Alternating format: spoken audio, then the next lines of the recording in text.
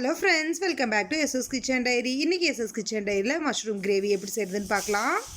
அதுக்கு நம்ம கடாயில் ஒரு 2 டேபிள் ஸ்பூன் ஆயில் ஊற்றிக்கலாம்.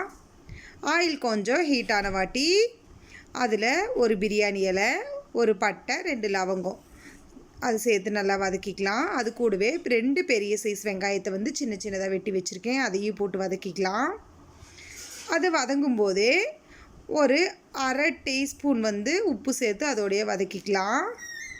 ஏன்னா அப்போ தான் வெங்காயம் கொஞ்சம் சீக்கிரம் வதங்கும்.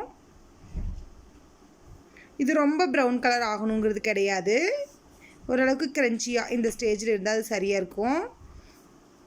இது கூட ஒரு பெரிய சைஸ் தக்காளி சின்ன சின்னதாக வெட்டி வச்சுருக்கேன், அதையும் போட்டு நல்லா வதக்கிக்கலாம்.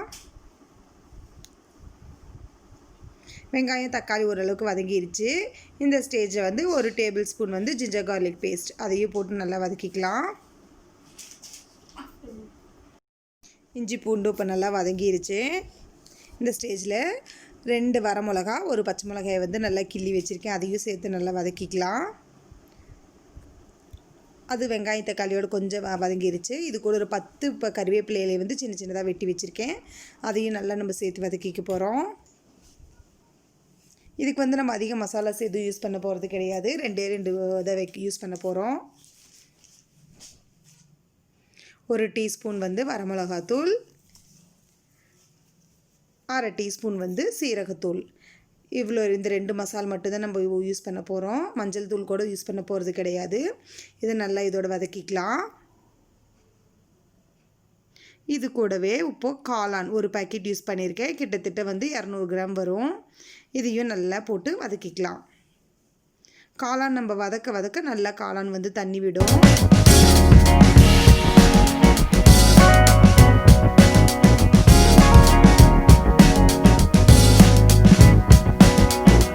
இப்போ இது கூட இன்னும் கொஞ்சம் உப்பு சேர்த்துக்கலாம்.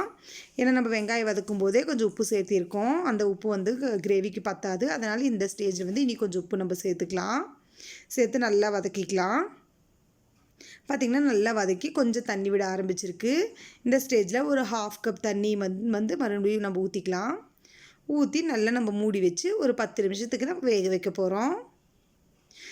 இந்த கிரேவி ரைஸ் கூடயும் நல்லாயிருக்கும், சப்பாத்தி நான் அது கூடவும் நல்லாயிருக்கும். நம்ம தோசைக்கு நடுமுத்தையில் ஸ்டஃப் மாதிரி வச்சு சாப்பிட்டாவும் அதுவும் சூப்பராக இருக்கும். இது எல்லாத்துக்குமே இந்த கிரேவி செட் ஆகும். இப்போ பார்த்திங்கன்னா நல்லா கிரேவி ஓரளவுக்கு வெந்துருச்சு. இன்னும் கொஞ்சம் வேக வேண்டியது இருக்குது. இந்த ஸ்டேஜில் நம்ம அரை டீஸ்பூன் பெப்பர் பவுடர் போட்டு நல்லா வதக்கிக்கலாம். ஏன்னா பெப்பர் போட்டோம்னா இன்னும் கொஞ்சம் டேஸ்ட் சூப்பராக இருக்கும். அதுக்காக தான் நான் லாஸ்ட்டில் பெப்பர் சேர்த்திருக்கேன். பார்த்திங்கன்னா கிரேவி ரெடி ஆயிடுச்சு. நான் இன்றைக்கி கொஞ்சம் செமி கிரேவியாக தான் நான் இறக்கியிருக்கேன். இது சப்பாத்திக்கு ரொம்ப சூப்பராக இருக்குன்னு சொல்லிட்டு. இதே தோசைக்குனா இன்னி கொஞ்சம் 5 நிமிஷம் சேர்த்து வேக வச்சுக்கோங்க. இதே ரைஸ்க்குன்னா ஒரு 5 நிமிஷம் முன்னாடி இறக்கிக்கோங்க, அவ்வளோதான். பார்த்திங்கன்னா நம்ம காளான் கிரேவி சூப்பராக ரெடி ஆயிடுச்சு. இந்த வீடியோ உங்களுக்கு பிடிச்சிருக்குன்னு நினைக்கிறேன். பிடிச்சிருந்தா Yaso's கிச்சன் டைரிக்கு லைக் பண்ணுங்கள், ஷேர் பண்ணுங்கள், சப்ஸ்கிரைப் பண்ணுங்கள். மறக்காமல் பக்கத்தில் இருக்க பெல் ஐக்கானை கிளிக் பண்ணுங்கள். தேங்க்ஸ் ஃபார் வாட்சிங்.